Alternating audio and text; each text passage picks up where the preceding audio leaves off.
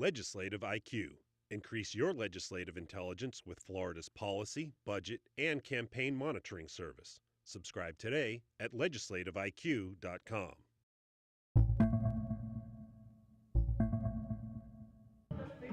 A Tampa bar fight in 2008 between two men ended with one of them suffering permanent eye damage. The second claimed and was granted protection under Stand Your Ground.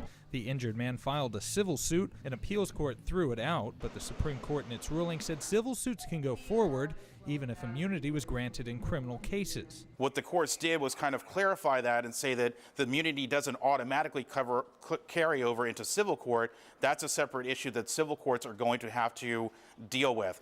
The NRA says the Supreme Court ruling puts people's right to defend themselves at risk. It takes us back to the days when families of a deceased criminal sue the victim because she shot the criminal who was trying to rape her.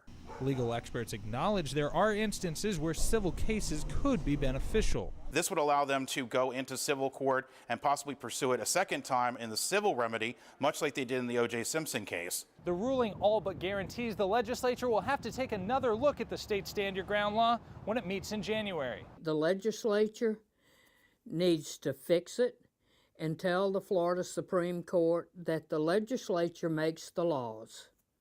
The Supreme Court enforces them. If a civil case is brought against a person who claimed Stand Your Ground and they're found immune in civil court, the person filing the suit could be responsible for any defense costs. In Tallahassee, I'm Jake Stofan.